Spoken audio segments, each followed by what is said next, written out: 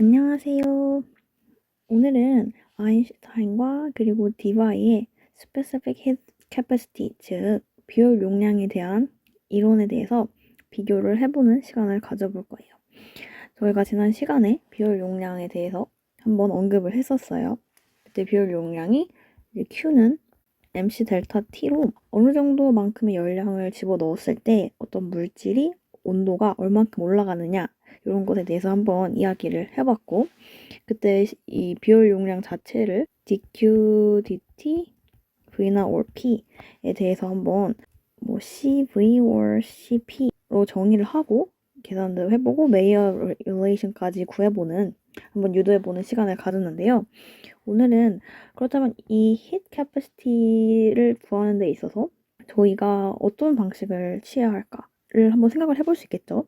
왜냐면 딱 여기서만 봤을 때는 뭐 이 데피니션 자체는 잘 알겠는데 그래서 어떻게 구할 수 있다는 거지? 뭐 어쩌라는 걸까? 약간 이렇게 되잖아요.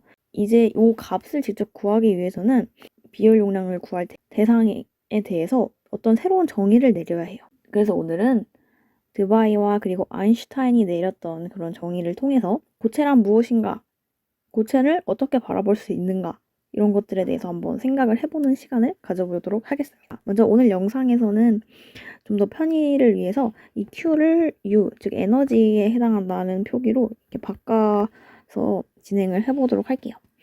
먼저 간단하게 드바이와 그리고 아인슈타인 티오리의 차이점에 대해서 언급을 하자면, 먼저 드바이의 경우 솔리드, 즉 고체란, 드바이는 고체를 주기적인 구조 내에서 집단적으로 어떤 들뜸 현상을 이루고 있는 것, 그것을 포논이라고 명명했어요. 고체 자체가 가지고 있는 이 U, 즉 에너지에 해당하는 것은 이 포논을 통해서 설명을 해볼 수 있다. 이렇게 드바이는 간 거고요. 즉 포논. 이에 비해서 아인슈타인의 경우에는 그 솔리드가 무엇으로 이루어져 있냐면 아주 많은 개별적인 퀀텀 하모닉 오실레이터로 가정을 했고, 이들 사이에 인터랙션 또한 없다라는 고체에 대한 정의를 내린 것입니다. 즉 에너지를 설명해낼 수 있는 그 개체가 아인슈타인의 경우에는 이것이 되는 것이죠. 자, 여기까지는 매우 간단하게 먼저 리뷰 형식으로 살펴본 것이고요.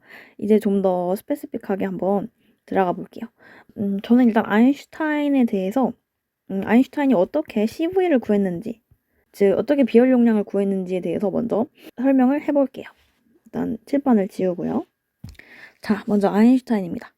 제가 앞에서 설명을 드렸다시피 퀀텀 하모닉 오실레이터스가 솔리드, 아인슈타인의 입장에서 솔리드, 즉 고체를 이루고 있는 것은 퀀텀 하모닉 오실레이터들이었어요. 근데 이 오실레이터들이 동일한 진동수를 갖고 있다는 가정 또한 덧붙였습니다. 그리고 저희는 지금 3D, 즉 3차원 공간에서 살고 있기 때문에 이 퀀텀 하모닉 오실레이터는 3차원 내에 존재를 하고, 그리고 동일한 진동수를 갖고 있다. 딱 여기까지가 바로 아인슈타인의 가정이었어요. 자, 이렇게 되겠죠. 아인슈타인이 동일한 진동수를 가정했던 이유는 정확한 진동수를 구하는 것이 어려울 거라고 생각을 해서 단순하게 갔던 것 같아요. 그리고 저희가 앞에서 살펴봤듯이 CV란 DU의 DT고요. 동일한 양의 고체에 대해서 한번 살펴볼 거기 때문에 V, 즉 부피에 대해서 고정이 되어 있습니다. 자, 그리고 저희는 U에 대한 정보와 그리고 T에 대한 정보가 필요하겠구나 라는 걸 알 수 있고, 이걸 어떻게 구할 수 있을까? 라는 걸 생각해 봤을 때 아인슈타인의 가정은 매우 단순했기 때문에 엔트로피적인 측면에서 접근을 했어요. 즉 온도는 사실 엔트로피로부터 얻어지는 개념이고 1분의 T분의 1이 ds의 du라고 정의를 내릴 수 있습니다. 그렇기 때문에 이때 엔트로피에 해당하는 값을 구하면 아인슈타인의 Specific Heat Capacity를 계산할 수 있을 거예요. 먼저 그럼 다시 생각을 해볼게요. 이 고체는 N개의 원자로 이루어져 있습니다. 그리고 이 고체는 3차원, 그리고 이 하나하나의 원자를 상상을 해볼 때 3차원 내에 있기 때문에 이렇게 3개의 방향으로 진동을 할 수 있을 거라는 걸 생각할 수 있어요.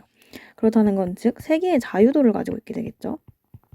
때문에 저희는 3N개의 퀀텀 하모닉 오실레이터가 존재한다고 가정을 할 수 있는 거예요. 바로 3N개의 퀀텀 하모닉 오실레이터로 이루어져 있는 게 바로 고체다라고 말할 수 있는 거죠. 자, 그러면 지금 프리퀀시, 즉 진동수가 동일하기 때문에 이 에너지는 오직 하바 오메가라고 했을 때 n 플러스 2분의 1에 해당하는 딱 이러한 분포를 가지고서만 존재를 할 수가 있어요. 즉 각각의 입자들이 가지고 있을 수 있는 에너지 상태가 하바 오메가로 간격을 갖고 n 플러스 2분의 1 이 값에 해당하는 만큼만 가질 수 있다는 것이죠. 자, 그렇다면은 이것을 좀 더 시각화를 한번 해볼게요. 어떤 무한개의 칸막이가 있습니다. 칸막이가 계속 무한하게 있어요.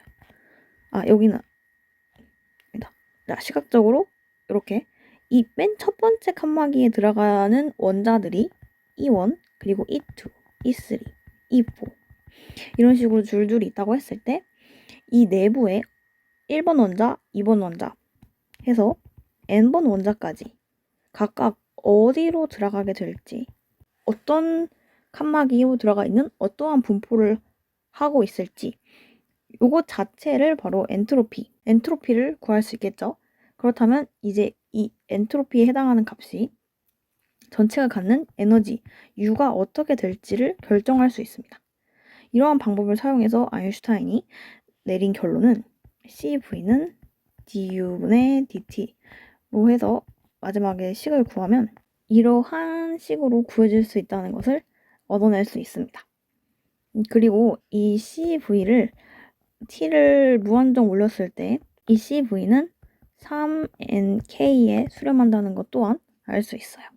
자, 그렇다면은 이러한 아인슈타인 시오리를 통해서 저희가 구한 스페시픽 캐퍼시티의 값과 이 과정들을 잘 이해를 하셨으면 이제 드바이의 시오리와 함께 비교를 해보도록 하겠습니다. 이번에는 드바이 시오리에 대해 살펴볼 건데요. 여러분이 혹시 그 블랙바디 레디에이션의 플랑크 법칙에 대해서 좀 친근하게 알고 계시는 분들은 좀 더 이해가 하기 쉬울 거예요. 왜냐면 그 플랑크 로의 경우에는 전자기파를 어떤 포톤 가스로 보는 그러한 입장을 취했고 이를 통해서 흑체 복사 곡선을 만들어내었잖아요. 이와 거의 계산이 비슷합니다. 여기서 다른 점은 드바이 시오리의 경우에는 포톤으로 이루어진 가스가 아닌 포논으로 이루어져 있다. 이 솔리드가 포논으로 이루어져 있다라는 가정을 한 것이죠. 자, 그렇다면 이 가정을 어떻게 생각을 해볼 수 있느냐? 어떤 포논이라는 파티클, 즉 입자로 이루어져 있다고 가정을 했을 때 저희가 이것의 에너지 U를 구하기 위해서 단순하게 파장을 대해서 생각을 해볼 수 있어요. 저희의 솔리드의 길이를 라지 L이라고 했을 때 이 내부에 생길 수 있는 람다를 한번 생각을 해볼게요. 먼저 가장 큰 EL, 그리고 L, 그리고 3분의 2L. 이거는 2분의 1이네요. 어쨌든 이러한 파장을 이 솔리드 내부에서 가질 수 있겠다고 생각을 해볼 수 있겠죠. 즉 람다는 n분의 2L 그리고 n은 자연수로 이루어진 람다에 대해서 상상을 해볼 수 있고요.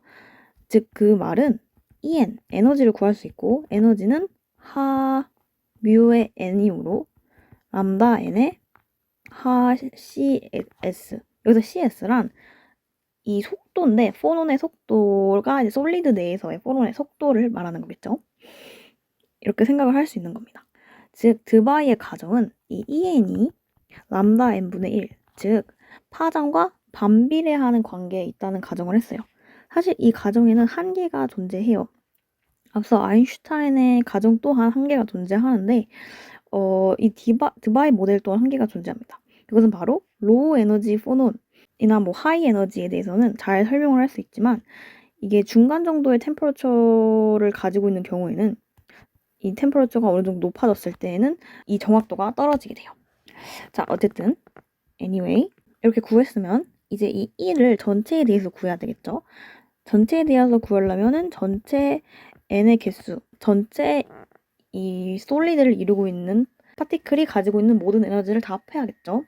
그러니까 지금 요게 약간 이해가 안 가신다면 앞서서 저희가 같이 봤던 그 아인슈타인 모델에서 그림을 잠깐 그렸잖아요. 그 그림에서 이 EN이 에너지를 해당하는 거고요. 그리고 이 N바에 해당하는 것은 그 에너지 내에 있는, 그러니까 그 칸막이 내에 있는 입자의 개수가 되는 겁니다. 아까 그 그림과 아주 동일한 개념을 수식으로만 나타낸 것일 뿐이에요. 그리고 이 역시 3차원 내에서 이루어져 있는 3차원 내의 고체이기 때문에 이 N이 NX, NY, NZ에 대해서 다 해당을 하겠죠. 이 경우를 모두 따져서 다 합해줘야 하는 겁니다. 근데 여기서 앞서서 제가 언급했던 플랑크 로와의 차이점이 있어요. 그것은 바로 플랑크 로에서의 그 흑체 복사와 달리 이 드바이 모델의 경우에는 미니멈의 한계가 있다는 차이가 있습니다. 미니멈의 한계가 있는데 미니멈의 한계가 어떻게 있을까? 이런 걸 잘 생각을 해보면 이 입자 사이에 특정 간격이 존재할 수밖에 없다는 사실을 저희는 알 수 있을 거예요. 그렇기 때문에 이 내부에서 가장 에너지가 높은 파장을 상상해서 그렸을 때 이 파장이 가질 수 있는 크기는 바로 요거. 이 사이의 간격을 A라고 했을 때 이 A보다 작아질 수는 없는 것이죠. 자, 그렇다면 좀 더 계속 설명을 이어가자면 저희가 앞서서 EN에 대해서는 이미 어느 정도 정보를 잡았어요. 감을 잡았어요. 어떤 식으로 EN이 정해지겠구나. 그렇다면 이 N의 반은 어떤 식으로 정해져야 될까요? 그것은 바로 이 포논의 경우에는 지금 입자로 취급이 되었지만 지금 보시면은 파울리 베타 원리를 만족시키는 그런 스핀을 갖고 있는 입자가 아니죠. 때문에 보스 아인슈타인 스태틱스를 따르게 돼요. 그래서 다음과 이와 같은 형태를 띌 수 있고 이 위에는 지금 3이라는 개수가 들어가는데 그 이유는 입자가 3차원 공간 내에 있기 때문에, 즉 3개의 가능한 폴라리라이제이션 스테이츠를 가지고 있기 때문에 3의 개수가 붙습니다. 자, 여기까지 구했으면 이제 어느 정도 요 식에 대해서 어떻게 구해질지 감이 잡히셨을 거예요. 그래서 이것을 이제 3차원에 대해서 적절한 근사적분을 사용할 건데 보통 이제 스페어에 대한 근사적분을 사용해요.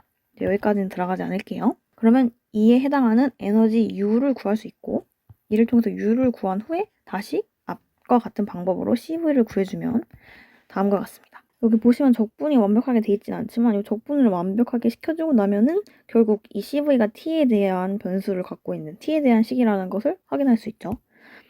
그리고 여기서도 앞과 같이 아인슈타인에서는 T를 무한대로 부여했다면 여기서는 이 T가 TD에 해당하는 값보다 충분하게 커질 경우에는 이 CV가 3NK로 근사를 하고 이 값은 앞서 저희가 구했던 아인슈타인과 동일한 값이라는 것을 확인해 볼 수 있습니다. 즉, 온도가 충분히 높아질 경우에는 두 개의 이론 다 클래시컬 스태틱스 부분으로 가고 때문에 결과 또한 비슷해지는 것이죠. 이 드바이의 결과가 아인슈타인 티오리보다 좀 더 이제 어드밴티지를 가지고 있는 부분은 바로 로우 템퍼러처, 즉 낮은 온도일 때 좀 더 정확한 값을 도출해내기 때문이고 낮은 에너지일 때 T의 3승에 비례하는 요 항이 굉장히 두드러지게 제대로 표현이 된다는 것을 확인해 볼 수 있어요.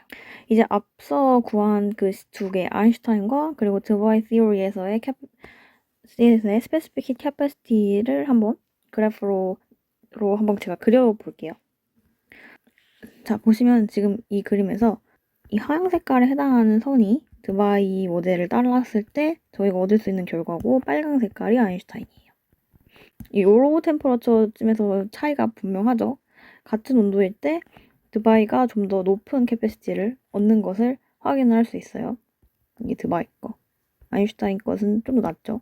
즉, 온도가 낮은 부분에서는 좀 더 정확한 설명을 하기 위해서는 이 모든 포논들이 아인슈타인이 처음에 가정했던 것과 같이 same frequency, 즉 같은 진동수를 가진 그러한 퀀텀 하모닉 오실레이터로만 이루어져 있다고 하는 것보다는 이게 포논으로 이루어져 있고 보스 아인슈타인 스태틱스를 따르면서 적절한 그 에너지를 구하는 방법 자체도 이 3차원에 대한 그 모든 가능한 이 람다들을 전부 고려해주고 그것의 에너지를 고려해줘서 계산을 했을 때 좀 더 정확한 아인슈타인보다 좀 더 정확한 값을 이러한 로우 템퍼러처 범위에서 구할 수 있게 되는 것입니다. 네, 오늘은 드바이와 그리고 아인슈타인의 비열 용량에 대한 시오리를 통해서 어떻게 비열 용량을 구할 수 있는 그러한 과정을 상상을 해보고 또 고체에 대해서 어떠한 통찰력과 생각 그리고 가정을 해볼 수 있는지 약간 이런 것들의 감을 잡기에 굉장히 괜찮은 주제라고 생각을 했고요. 고체라는 것이 사실 무엇인지 처음에 한번 가정하고 들어가 보게 되는 그 상황에 어느 정도 이런 스태티스틱한 통계학적인 관점으로 어떤 추가적인 가정을 해서 이렇게 올바른 결론을 도출해내고자 이제 노력을 했던 그런 두 가지 시오리를 비교를 해봄으로써 조금 더 고체에 대한 이해를 높이고 또 비열 용량이 무엇인가에 대한 이해 또한 높일 수 있는 시간이 되었다면 저는 그것으로 매우 만족을 하고 이만 마치도록 하겠습니다. 바이바이.